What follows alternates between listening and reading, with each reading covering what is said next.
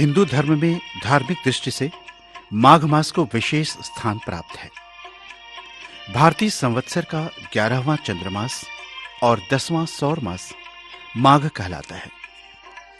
मघा नक्षत्र से युक्त होने के कारण इस महीने का माघ नाम पड़ा। ऐसी मान्यता है कि इस मास में शीतल जल में डुबकी लगाने वाले पाप मुक्त होकर स्वर्ग लोक जाते हैं। शास्त्रों में कहा गया है कि माघी पूर्णिमा पर स्वयं भगवान विष्णु गंगा जल में निवास करते हैं। अतः इस पावन समय गंगा जल का स्पर्श मात्र भी स्वर्ग की प्राप्ति देता है। इसके संदर्भ में यह भी कहा जा सकता है कि इस स्थिति में भगवान नारायण क्षीर सागर में विराजते हैं तथा गंगा जी क्षीर सागर का ही रूप हैं। यहाँ पर गंगा, यमुना और सरस्वती का मिलन हुआ है, लेकिन सरस्वती जी यहाँ पर विलुप्त हैं, जो कि दिखाई नहीं देती। लेकिन सरस्वती जी गंगा, यमुना और सरस्वती तीनों का मिलन यहाँ पर हुआ है। सरस्वती जी पहले शुरू में एक नदी के रूप में बहती थी, जैसे गंगा जी का अवतरण हुआ, यमुना जी का हुआ, वैसे सरस्वती जी भी यहाँ पे धरती पर नदी के रूप में अवतरित हुई थी और लोग उससे स्नान करते थे और वहाँ पे श्री कृष्ण भी द्वारिका सरस्वती नदी के द्वारा ही पहुँचे थे। लेकिन जब यहाँ पर यवनों का राज हुआ और कई तरह के यहाँ पर यवन अलग अलग तरह के यहाँ गलत कार्य करने लगे, तो सरस्वती जी ने रुष्ट होकर ब्रह्मा जी से कहा कि मैं इस धरती पर वास नहीं करना चाहती हूँ, मैं विलुप्त होना चाहती हूँ, और सरस्वती जी विलुप्त हो गईं। लेकिन जब प्रयाग में बहुत ज़्यादा पूजा भक्ति और प्रार्थना, यज्ञ और हवन हुए, तो सरस्वती जी फिर सरस्वती कूप के रूप में प्रयागराज में अक्षयवट के पास अवतरित हुई और गुप्त रूप से वो पाताल लोक के द्वारा गंगा, यमुना और सरस्वती का फिर से मिलन हुआ। और उसमें एक कथा ये भी जुड़ती है कि ब्रह्मा जी की मानस पुत्री हैं सरस्वती जी, और ब्रह्मा जी ने ही उन पर कुदृष्टि डाली। इस वजह से सरस्वती जी उनसे रुष्ट होकर विलुप्त हो गई थी, और बाद में जब उनकी पूजा आराधना की गई तो वो वापस प्रकट हुई और गंगा, यमुना, सरस्वती का मिलन हुआ और भक्तों को उनके दर्शन, स्नान और पुण्य का फल वापस प्राप्त होने लग गया। प्रयागराज में प्रतिवर्ष माघ मेला लगता है। त्रिवेणी संगम पर स्नान करने के लिए दूर दूर से श्रद्धालुओं का आना शुरू हो जाता है और सारे श्रद्धालुओं का बस एक ही ध्येय रहता है कि किसी प्रकार वो त्रिवेणी संगम में एक डुबकी लगाकर अपने सारे पापों का शमन कर दें और अपना इस मानव योनि का जीवन सफल बना लें। माघ मास को माध मास भी कहते हैं, क्योंकि ये भगवान श्री कृष्ण के स्वरूप माधव, जो कि भगवान के नाम है मधुसूदन, उसके नाम से हम इसको माघ मास के नाम से जानते हैं। ये मास भगवान नारायण को अति प्रिय है और इस समय वो अपने भक्तों पर अपनी कृपा बरसाते हैं। जो भी शीतल जल में डुबकी लगाता है, वो किसी भी जलाशय हो, कोई पवित्र नदी हो, कुंड हो, भगवान नारायण उसमें इस माघ के महीने में वास करते हैं और अपने भक्तों का कल्याण कर उनके पापों से उनको मुक्ति दिलाते हैं। कहते हैं पद्म पुराण में कि जो भी व्यक्ति इस माघ मास में शीतल जल में डुबकी लगाता है, वो अपने पापों से मुक्त हो जाता है, उसे अक्षय और अनंत पुण्य फल की प्राप्ति होती है। इस माह में स्नान, दान, जप और नारायण भक्ति पूजन और हवन का विशेष महत्व है, क्योंकि हम 100 अश्वमेध यज्ञों के बराबर पुण्य प्राप्त कर लेते हैं। तो निर्णय सिंधु में ऐसा कहा गया है कि अगर हम पूरे माघ मास में भी स्नान ना कर पाएँ तो कम से कम एक इस तीर्थ स्थान में एक स्नान अवश्य करना चाहिए। इससे हम एक बार स्नान करने से ही स्वर्ग के उत्तराधिकारी हो जाते हैं। इसलिए नारायण को ये अति प्रिय माघ मास है और मघा नक्षत्र में होने के कारण इसको हम बाद में माघ मास के नाम से भी जानने लगे हैं। ये संगम तट पर विशेष पवित्र और पुण्यदायी माना जाता है, क्योंकि संगम तट पर सारे तीर्थ, सारे पितृ, सारे देवता माघ के महीने में स्नान के लिए आते हैं और यहीं पर वास करते हैं। इसलिए जो भी व्यक्ति, जो भी गृहस्थ यहाँ पर आके माघ मास में स्नान करता है, उसे विशेष पुण्य की प्राप्ति होती है। यहाँ भगवान माधव वेणी माधव के रूप में, द्वादश माधव के रूप में चारों तरफ निवास कर अपने भक्तों का कल्याण करते हैं, उनको पुण्य लाभ प्राप्त कराते हैं, उनकी हर इच्छा, मनोवांछित इच्छा पूर्ण करते हैं और अपने भक्तों को उनकी सारी इच्छाएं पूर्ति कर सारे कष्टों का हरण कर लेते हैं। इसलिए माघ मास का महीना हम लोगों के लिए, सभी के लिए बहुत ही पुण्यदायी माना जाता है। माघ पूर्णिमा उत्तर भारत में माघ महीने के समापन का प्रतीक है। ऐसी मान्यता है कि माघ पूर्णिमा के पावन अवसर पर प्रयागराज के त्रिवेणी संगम में स्नान करने वाले को मोक्ष की प्राप्ति होती है। इस दिन चंद्रमा भी अपनी 16 कलाओं से शोभायमान होते हैं। इस दिन पूर्ण चंद्रमा अमृत वर्षा करते हैं, जिनके अंश वृक्षों, नदियों, जलाशयों और वनस्पतियों पर पड़ते हैं। अतः इनमें आरोग्यदायक गुण उत्पन्न होते हैं। धार्मिक मान्यता है कि माघ पूर्णिमा में स्नान दान करने से सूर्य और चंद्रमा युक्त दोषों से मुक्ति मिलती है। माघी पूर्णिमा हम सभी भक्तों के लिए बहुत महत्वपूर्ण है। ये माघ का महीना मकर संक्रांति के प्रथम स्नान से शुरू होता है और माघी की पूर्णिमा के दिन ही हम माघ मास का समाप्ति होती है। इसमें पौष पूर्णिमा, मौनी अमावस्या, बसंत पंचमी, सूर्य सप्तमी जैसे अनेक मुख्य पर्व पड़ते हैं और लोग प्रयाग में संगम में स्नान के लिए आते हैं। लेकिन सबसे विशेष है माघी पूर्णिमा, क्योंकि इस दिन माघ मास की पूर्णता होती है और माघ मास का स्नान भी समाप्त हो जाता है। माघ के महीने में पड़ने वाली ये पूर्णिमा हम सब के लिए बहुत ही महत्वपूर्ण है।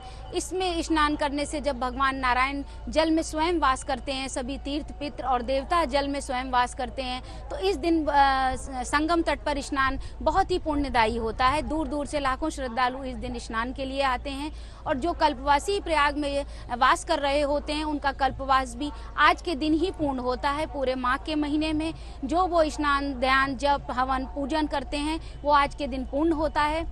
आज के दिन स्नान करने के बाद वो नई शक्ति, नई ऊर्जा और नई भक्ति और संयमित जीवन के साथ अपने घरों को, अपनी गृहस्थी में वापस जाते हैं।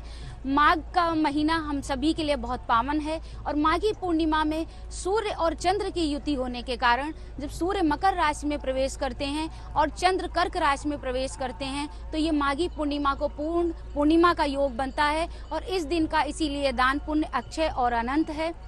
इसीलिए माघ मास में ये पड़ने वाली पूर्णिमा हम सब के लिए बहुत ही महत्वपूर्ण हो जाती है और हम भक्तों का सभी जो कल्पवास पूर्ण हो जाता है, स्नान दान का पुण्य फल प्राप्त हो जाता है और हम अपने घरों को वापस लौट जाते हैं। इसको हम ही सभी लोग 32वीं पूर्णिमा के भी नाम से जानते हैं, क्योंकि इस दिन जो हम स्नान, ध्यान, जप, हवन और पूजन करते हैं, उसका हमें 32 गुना अधिक फल प्राप्त होता है। पूरे वर्ष जो 12 पूर्णिमाएं पड़ती हैं, उसमें जो स्नान, दान, जप, हवन, पूजन हम करते हैं, उससे माघी पूर्णिमा के दिन के स्नान, ध्यान, जप, पूजन और व्रत से हमें 32 गुना अधिक फल प्राप्त होता है। इसलिए हम इस भक्त इसे 32वीं पूर्णिमा के नाम से भी जानते हैं और इस विशेष पूर्णिमा पर, विशेष पर्व पर हम स्नान, ध्यान, जप और संगम तट पर इसका विशेष महत्व है। इसलिए सभी भक्त संगम पर आना चाहते हैं, स्नान, ध्यान और जप कर पुण्य लाभ प्राप्त करना चाहते हैं। मकर राशि में सूर्य का प्रवेश और कर्क राशि में चंद्रमा का प्रवेश होने से माघी पूर्णिमा को पूर्ण योग बनता है तथा सभी तीर्थों के राजा पूरे माह प्रयाग तथा अन्य तीर्थों में विद्यमान रहने से अंतिम दिन को जप तप व संयम द्वारा सात्विकता को प्राप्त किया जा सकता है। तीर्थराज की सबसे बड़ी विशेषता ये है कि यहाँ आने वाला जब संगम में या गंगा यमुना के इस त्रिवेणी के पंचकोश में, जिसको पंचक्रोशी कहते हैं, कहीं भी स्नान करता है, दर्शन करता है, मज्जन, दर्शन और पान, ये 3 बातें कही गई। तीर्थराज आने के लिए अगर कोई व्यवधान करता है तो वह उसके पापों को प्राप्त कर लेता है, और जो आने में सहयोग करता है तीर्थराज आने वाले यात्रियों की, उसको चौथाई पुण्य की प्राप्ति हो जाती है, हमारे शास्त्र ही कहते हैं। तो यहाँ आना ही दुर्गम है, बहुत कठिन है। यही सर आवत अति कठिनाई और राम कृपा बिनवाई न जाई। जब अपने बहुत पुण्य उदित होते हैं तो भगवान की कृपा होती है, तभी तीर्थराज में व्यक्ति प्रवेश कर पाता है। और आवश्यक नहीं है कि जल में डुबकी लगे तभी गति हो। यहाँ तो जो क्षेत्र में प्रवेश भी कर गया, दर्शन कर लिया है, क्योंकि गंगे तो दर्शनात् मुक्ति, गंगा जी के दर्शन से भी मुक्ति होती है। गंगा जी की रेणुका में वो पुण्य है, ये तपोभूमि है ना। अनंत काल से यहाँ असंख्य ऋषियों, महर्षियों, तपस्वियों, योगी, यति, सन्यासी, योगेंद्र, मुनीन्द्र, कवींद्र सभी आकर के स्नान करते रहे और तप करते रहे। यहाँ जो तप 1 महीने का हुआ करता है, वह निश्चित ही व्यक्ति के समस्त पाप कर्मों को नष्ट कर देता है।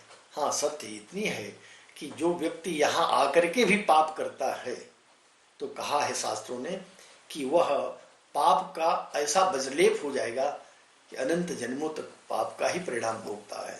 इसलिए आने वालों को ये सावधानी भी रखनी चाहिए कि तीर्थराज में प्रवेश करते ही पाप को मन से हटा दे, पुण्य करे, यथा संभव स्नान दान, और व्रत भी कर सकता हो करे, हवन करे। दान की बड़ी महिमा है। यहाँ मुंडन संस्कार का विशेष महत्व है।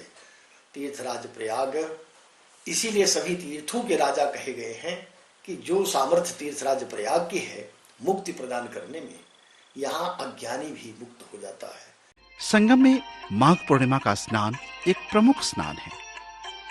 इस दिन सूर्योदय से पूर्व जल में भगवान का तेज रहता है, जो पाप का शमन करता है।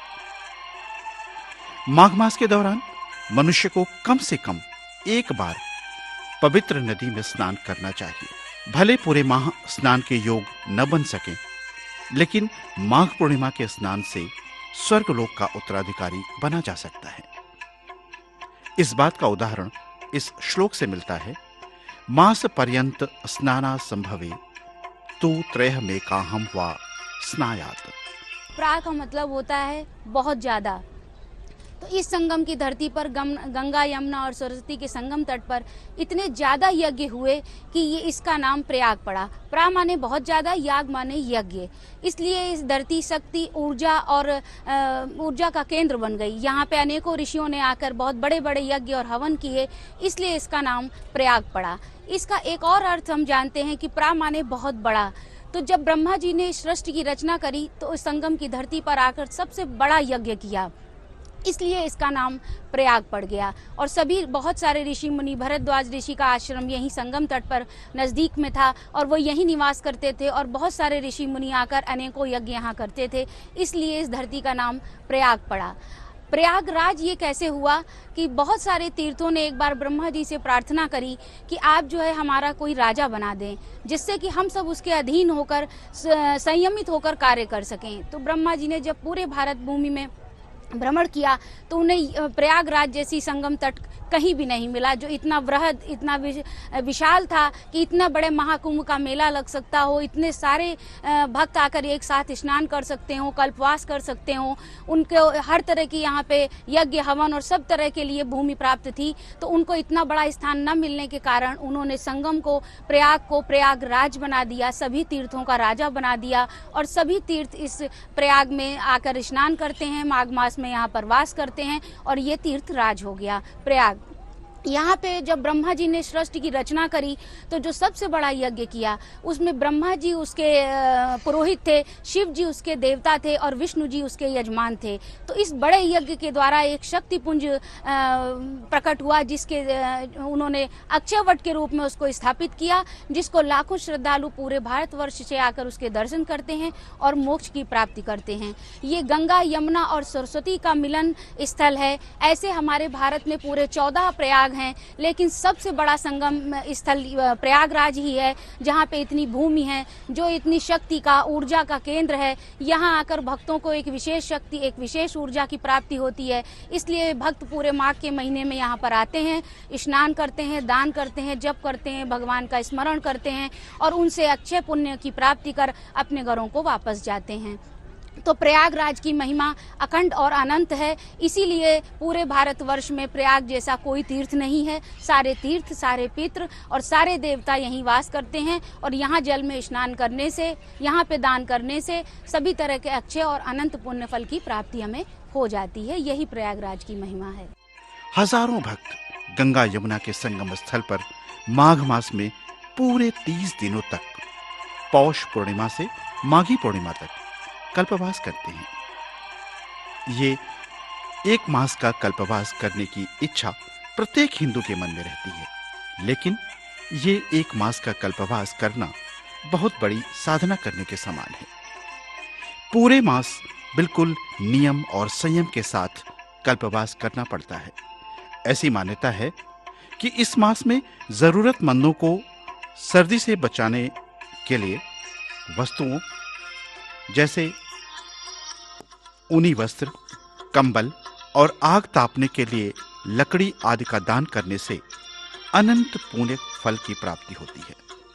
इस मास की प्रत्येक तिथि पवित्र है। कल्पवास का मतलब होता है, कल्प मीन्स युग, और वास का मतलब होता है निवास। लेकिन यहाँ पे हम कल्पवास को इस तरह समझेंगे कि कल्प मतलब एक नियमों के द्वारा, एक अच्छे आचरण के द्वारा कुछ समयावधि के लिए कहीं वास करने को हम कल्पवास भी कहते हैं।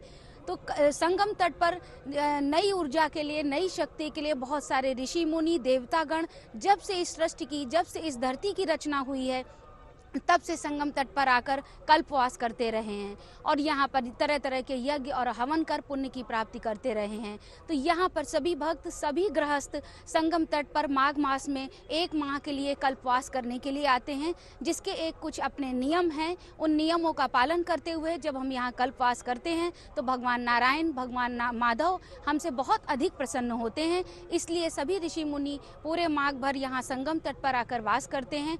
गंगा, यमुना और सरस्वती के त्रिवेणी संगम पर स्नान करते हैं। तो इसका क्या महत्व है, ये पद्म पुराण में, हमें निर्णय सिंधु में, हमारे सभी पुराणों में पता चलता है कि कल्पवास की महिमा तब से है जब से इस सृष्टि की रचना हुई।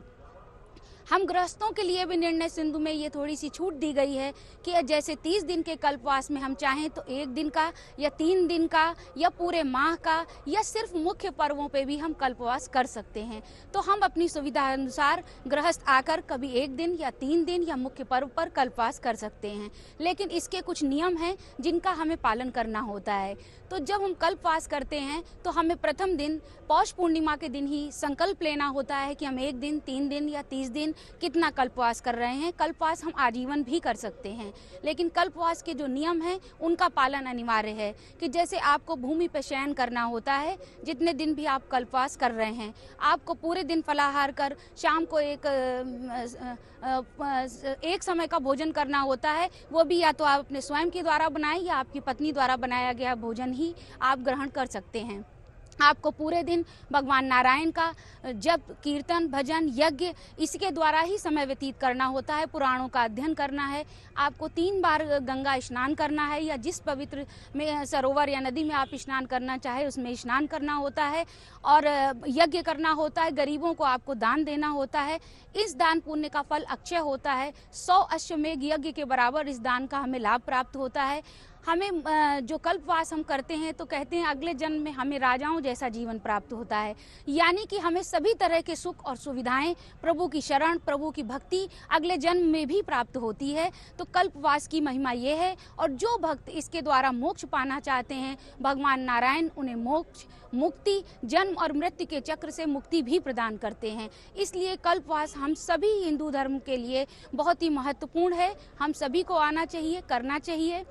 प्रयाग की धरती पर ये सृष्टि की रचना से होता चला आ रहा है। तो इसके नियमों का पालन करते हुए हम सभी लोग, ऋषि मुनि और गृहस्थ, एक बार कल्पवास करना जरूर चाहते हैं। तो कल्पवास की महिमा अनंत है। यहाँ पे दान पुण्य के अच्छे और अनंत फल हैं। इसको हमें प्राप्त करने के लिए संगम की धरती पर आकर कल्पवास जरूर करना चाहिए और भगवान नारायण की कृपा से हमारे सारे पुण्य हमें प्राप्त होते हैं, पाप क्षमा होते हैं और हमारे सारे मनोरथ पूर्ण होते हैं। ये ऊर्जा का केंद्र है। यहाँ नई ऊर्जा, नई शक्ति, जब हम कल्पवास में एक संयमित जीवन 30 दिन तक जीते हैं, भगवान का जप करते हैं, गृहस्थ जीवन से दूर रहते हैं और किसी भी तरह का कोई गलत कार्य नहीं करते हैं, तो नई ऊर्जा, नई शक्ति और नए उत्साह के साथ वापस अपने गृहस्थ जीवन में जाते हैं और हमारे गृहस्थ जीवन के भी सारे क्लेश और दुख दूर हो जाते हैं। माघी पूर्णिमा को 1 मास का कल्पवास पूर्ण हो जाता है। इस दिन सत्यनारायण कथा और दान पुण्य को अति फलदायी माना गया है। निष्काम भाव से माघ स्नान मोक्ष दिलाता है। माघ स्नान से समस्त पाप, ताप, शाप नष्ट हो जाते हैं। पंडित जी प्रणाम। आप यहाँ कल्पवास कर रहे हैं जी। तो आप कितने सालों से यहाँ कल्पवास कर रहे हैं? सन 2007 से मैं आना शुरू किया हूँ। यहाँ की जो धरती है, यहाँ गंगा यमुना सरस्वती का संगम है, जिसमें गंगा जी भक्ति स्वरूपा हैं, यमुना जी सूर्य भगवान की पुत्री मानी जाती हैं और सूर्य भगवान कर्म के देवता हैं। प्रातः काल उदित होकर सूर्य भगवान प्रत्येक व्यक्ति को कर्म करने की दिशा में प्रेरित करते हैं। उनकी पुत्री यमुना जी हैं, वो भी यहाँ प्रवाहित हो रही हैं। तो कर्म कथा रवि नंदनी वर्णी और सरस्वती अम्बा ये थोड़ा विलुप्त माने गुप्त रूप में विद्यमान है यहाँ, तो 3 नदियों का अनोखा संगम है। और इनकी महिमा ये है कि भगवान श्री राम अपने मुख से जब वन की तरफ जा रहे थे चित्रकूट, तो उन्होंने कहा, को कही सकई प्रयाग प्रभाऊ, कलुष पुंज कुंजर मृगराऊ, अस तीर्थ पति देख सुहावा, सुख सागर रघुबर सुख पावा। भगवान श्री राम को भी सुख देने वाला यह प्रयाग है। और भगवान श्री राम लक्ष्मण को, सीता जी को अलग अलग प्रकार से प्रयागराज की महिमा का वर्णन करते हैं। उसके बाद श्री भरत जी आए तो उन्होंने संगम में स्नान किया और श्री भरत जी ने कहा है कि मैं क्षत्रिय हूं और क्षत्रिय को भिक्षा मानना निषेध है। वो पौरुष प्रदर्शन के द्वारा अपनी जीविका चलाता है। लेकिन हे प्रयागराज महाराज, मैं उस छात्र धर्म का परित्याग करके मांगा हूं भीख, त्याग निज धर्मू, आरत का न करे को कर्मू। तो प्रयागराज महाराज से वहां शब्द निकलता, आवाज आती है, धनवान बना दूं, बलवान बना दूं, निर्माण स्वर्ग दे दूं। बोले अर्थ न धर्म न काम रुचि गति न चाहो निर्माण, कुछ नहीं चाहिए। तो बोले जन्म जन्म रति राम पद, यह वरदान नांग। हे प्रयागराज महाराज, ऐसा वरदान दो कि भगवान में हमारा प्रेम बढ़े। तो ये प्रयागराज की इतनी महिमा है कि 4 पदार्थ भरा भंडारू, चारों तरफ देख के आओ। अर्थ माने धन, धर्म, कामना पूर्ति, काम मोक्ष, चारों पदार्थ यहाँ भरे हुए हैं। जब पूर्ण कर लेती हैं अपना कल्पवास पौष पूर्णिमा से माघी पूर्णिमा तक, तब आपको कैसा महसूस होता है? क्या ऊर्जा की प्राप्ति होती है? आप किस लिए आती हैं बार बार? वो इसलिए कि घर पे जाते हैं ना, तो 12 महीने तक यही घूमता रहता है कि बस ये कब माह का महीना आवे और कब कल्पवास करें। और भगवान ने जल्दी जल्दी करके फिर दूर से कैसा महसूस करती हैं यहाँ आने के बाद? कैसा लगता है आपको? खूब अच्छा लगता है, बहुत अच्छा लगता है भगवान का नाम जप स्मरण करते हुए। हाँ, कथा सुनते हैं। महाराज जी की एक महाराज जी कथा होती है। कुटिया है, कुटिया में 1 घंटा 7 बजे से 8 बजे तक रोज राम कथा सुनते हैं। जी, जाते समय एक नई ऊर्जा, नई स्फूर्ति का एहसास होता है अपनी गृहस्थी में। गृहस्थी में होता है। और योगी जी आए हैं, उनके बाद में तो खूब ही जो नहाने जाते हैं तो कई मतलब जो वहाँ खड़े हैं वो मतलब हाथ पकड़ के और प्रेम से स्नान कराते हैं। सब तरह की सुविधाएं आपको यहाँ सब तरह की सुविधा है, ईश्वर की कृपा है। और यही मन लगता है, घर से ही ज्यादा सुविधा है, लगता है कि बारंबार आए। बारंबार जी, बहुत अच्छा। अभी हमने जो चर्चा करी कि प्रयाग का महत्व क्या है, माघ मास का महत्व क्या है, माघ मास में पड़ने वाले सारे त्योहार पौष पूर्णिमा से लेकर माघी पूर्णिमा तक जो भी त्योहार पड़ते हैं उनके बारे में हमने चर्चा करी। कैसे कल्पवास करना चाहिए, कैसे माघ मास में स्नान ध्यान जप स्मरण करना चाहिए, इन सब के बारे में अभी हमने चर्चा करी और बहुत महत्वपूर्ण जानकारियां प्राप्त करी। आगे हम फागुन माह में आने वाली महाशिवरात्रि के बारे में, भगवान भोलेनाथ के बारे में चर्चा करी और वो किस तरह से उनका पूजा और उनका आशीर्वाद प्राप्त कर सकते हैं, इसके लिए हमने अभी चर्चा करी और इस बारे में जानकारियाँ प्राप्त करी। हमारे सभी दर्शकों को मेरा बहुत बहुत प्रणाम, नमस्कार।